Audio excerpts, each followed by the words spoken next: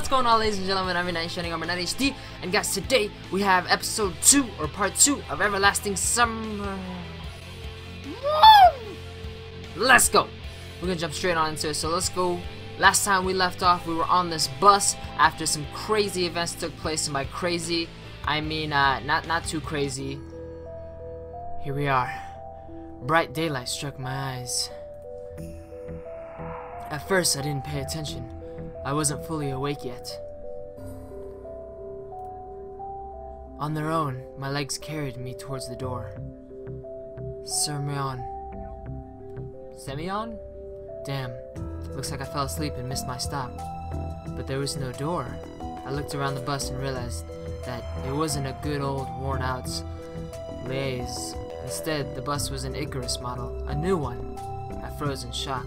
How? What? Am I dead? Have I been kidnapped? No, I must be dead. Because usually when you fall asleep on a bus, you just die. I patted myself down, feverishly slapped myself painfully in the face a few times, banged my forehead on the back of one of the bus seats. It's clear. Either I'm still alive, or you can still feel pain when you're dead. Now, you're probably still alive, but how could this happen? Maybe I slept for too long and ended up at the bus depot. And then what? Did they put me onto another bus? Hey, look at our bus. I rushed out and took a look around. Greenery wherever I looked, tall grass on the roadside, trees, flowers. Summer? But how?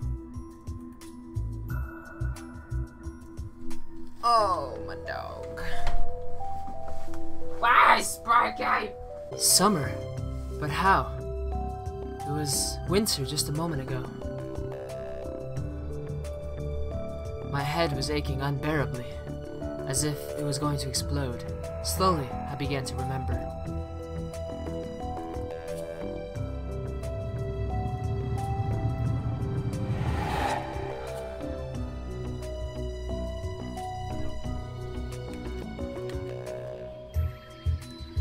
A long road running off into the distance. Forest, plains, fields, lakes, what the fuck, and forests again.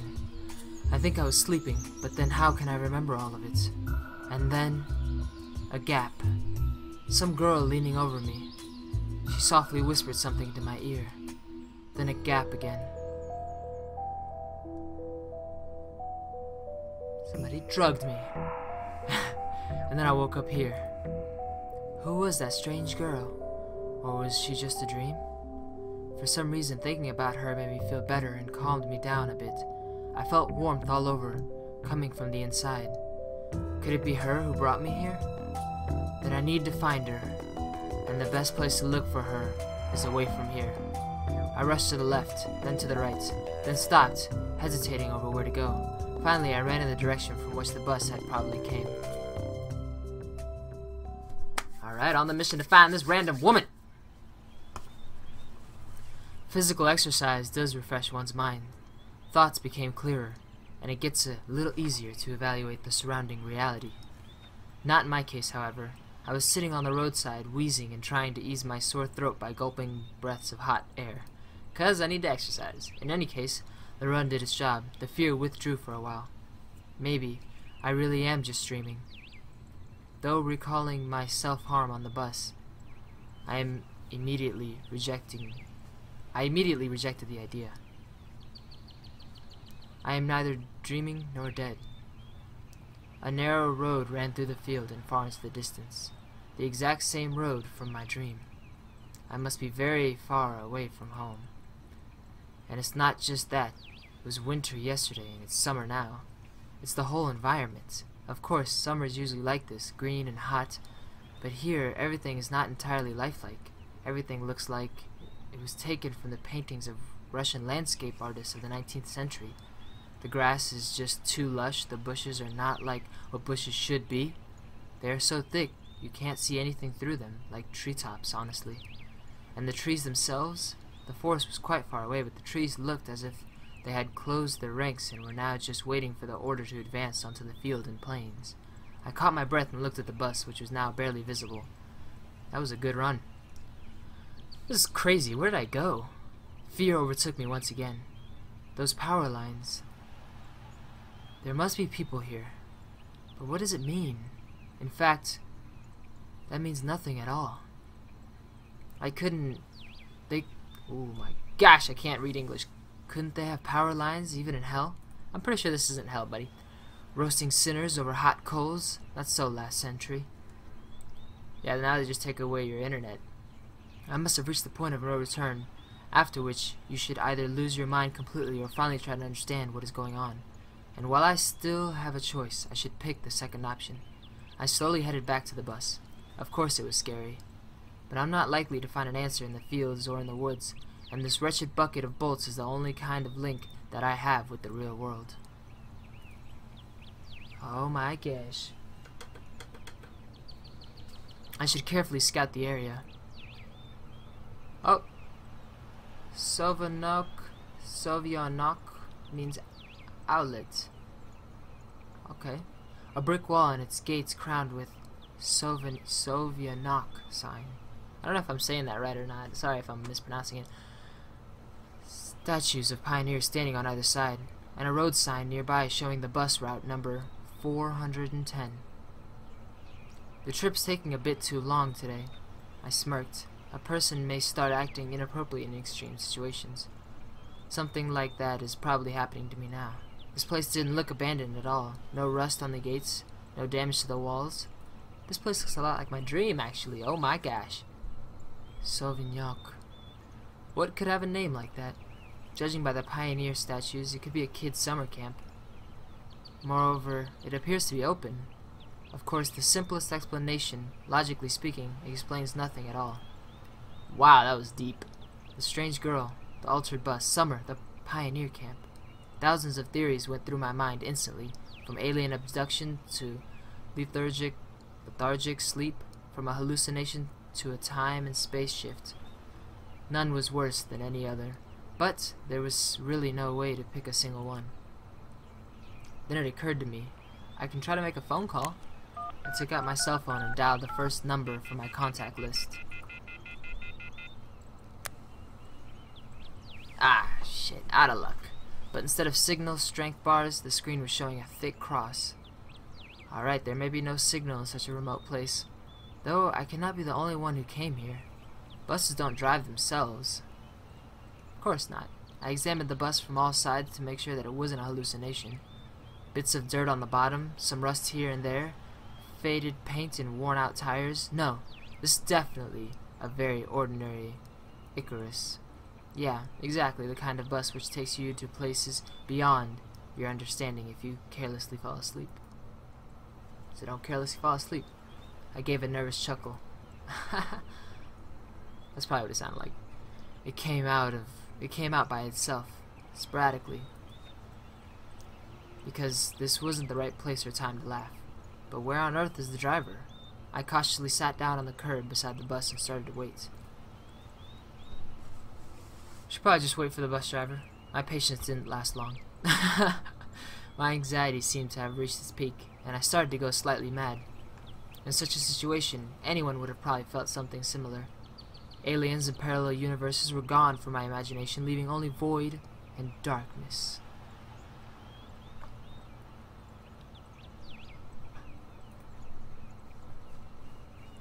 Is this how everything will end? How my life will end? But I wanted to do so much. There were so many things that I had no time for yet. I was overwhelmed by the idea. This was definitely the end. But why? It's not fair. Surely I'm no worse than anyone else. God, why? I don't know, man. Maybe you pissed off somebody that you shouldn't have pissed off. Tears were burning my eyes unbearably. I curled up and started rolling in the grass. Why? What did I do? Why me?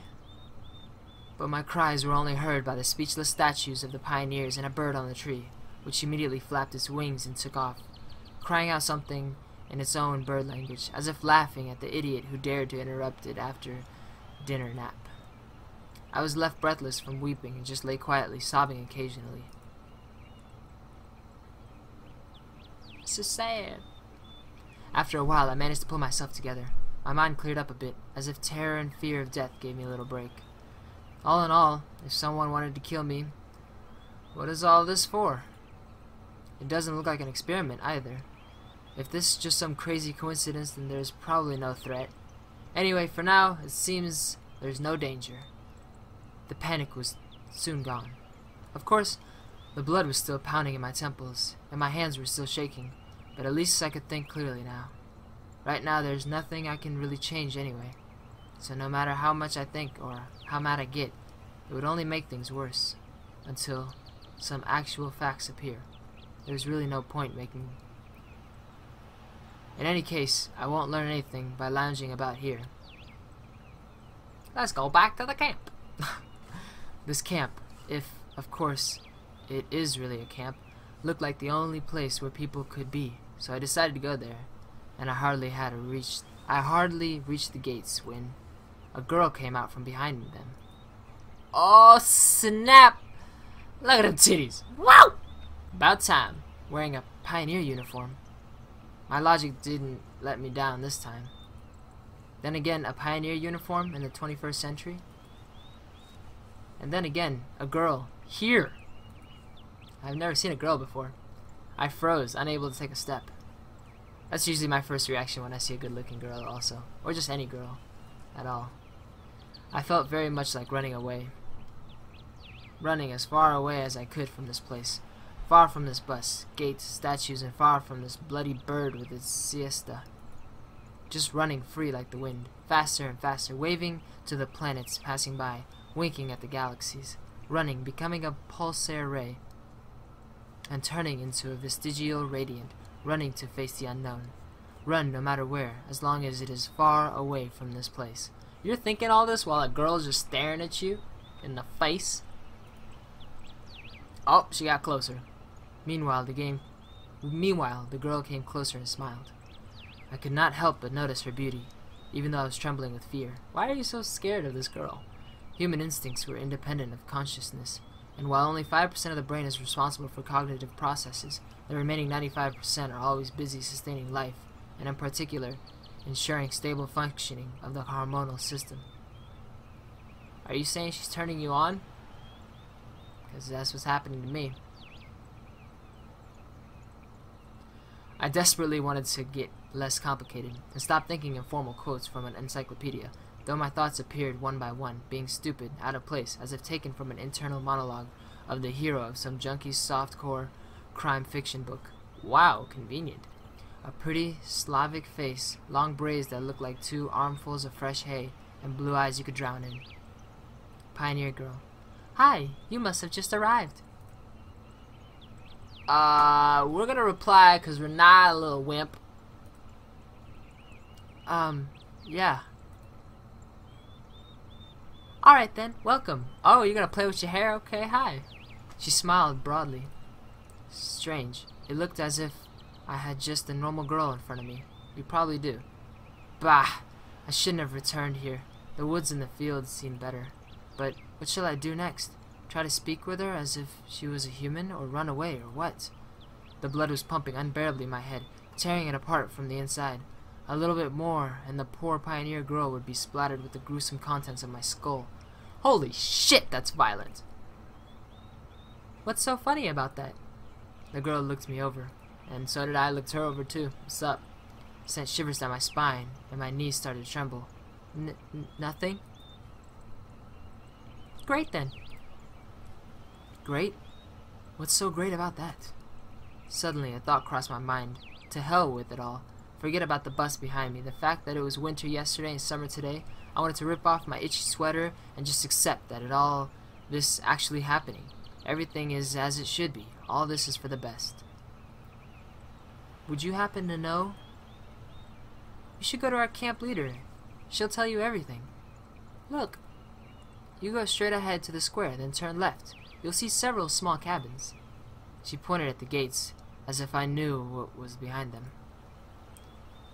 Oh, snap! Dimitriviala is a patron of a person's father name, but Russians after the person is a... Oh, okay, okay. Well, you can ask someone where where Olga's cabin is. Okay, so that's just a little bit of side information. That's cool. Got it? Of course I didn't. Well, I've gotta go now. Okay, bye. The girl waved her hand at me and disappeared through the gates. It seemed as if, to her, I was something ordinary. And all this show, with the bus and the travels while awake or asleep, were troubling only to me, while everything here is just the way it is supposed to be. Camp leader, pioneer uniform? What are they doing, a historical reenactment here? I hope I won't find Lenin standing atop an armored car in this square. Wow, that was great. But even that would not surprise me right now. After standing alone for a while, I headed into the camp. Oh snap! We finally found some women. We finally found out what's kind of sort of going on. We found out they're dressed up in really weird outfits. A mere 50 meters ahead, a small one-story house popped up on the left side. The sign near the door said clubs. I was about to come closer. Oh! When the door suddenly opened, a short girl wearing a pioneer uniform came out. Her pretty face gave me the impression of one suffering for the fate of the whole of mankind with a truly universal sorrow. As soon as she saw me, the girl froze as if frightened. What the hell kind of kawaii face is that? Oh my gosh, do you see that? Oh. Hello there. I froze too, considering what was the best to do. To approach first or wait until she showed me some initiative. Or maybe run away. After all, although this last option was consistently being suggested only by my self-preservation instinct, at least that's what I'd like to believe. Not the worst human instinct, but far from the most logical. If this instinct played poker against the deductive abilities, the outcome would be predetermined. And those deductive abilities, or at least their semblance, were hinting to me that there was no need to be afraid of this girl. Oh my gosh, and then some little girl. Hey! Suddenly somebody jumped out of nearby bushes. Oh my gosh. Did not mean to do that. Hold on, let me turn that volume down a bit.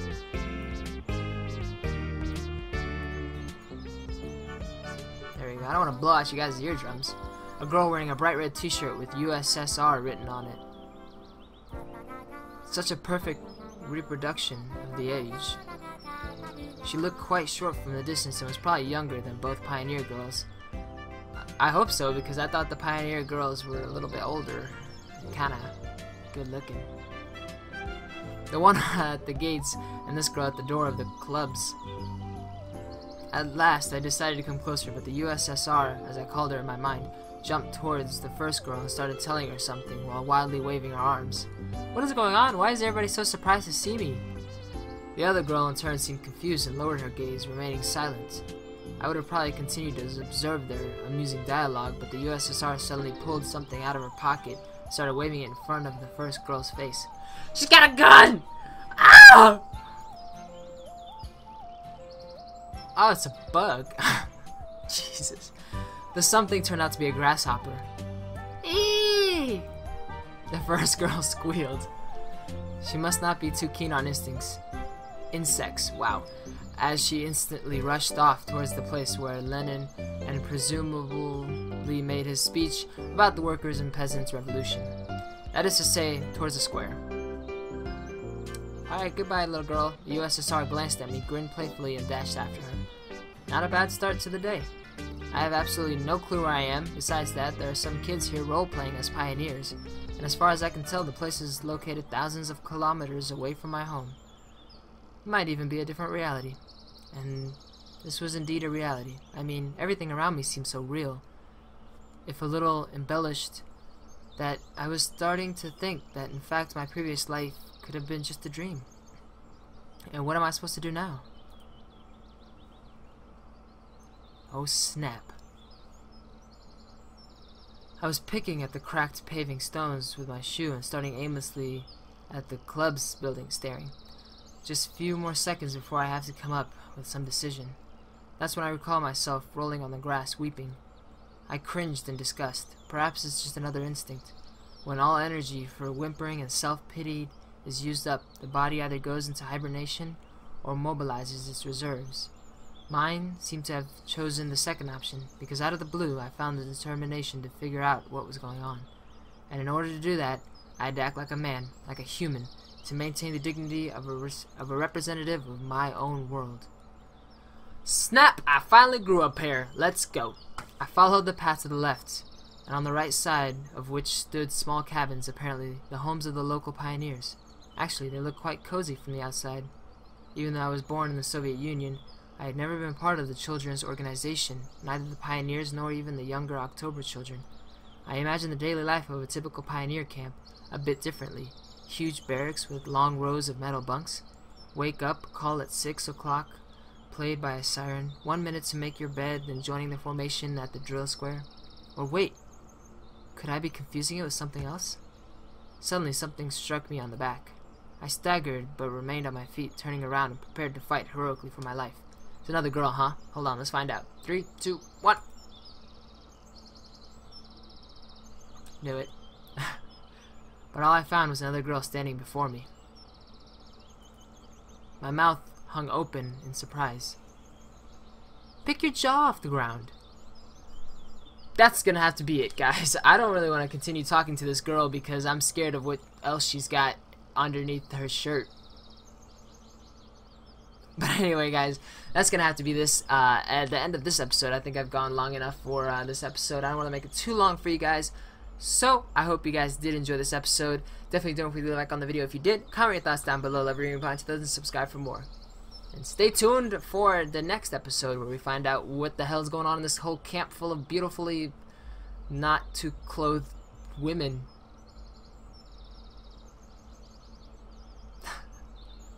Bye! We can stay to see the lights fade away into the night. 'Cause you and I live day by day.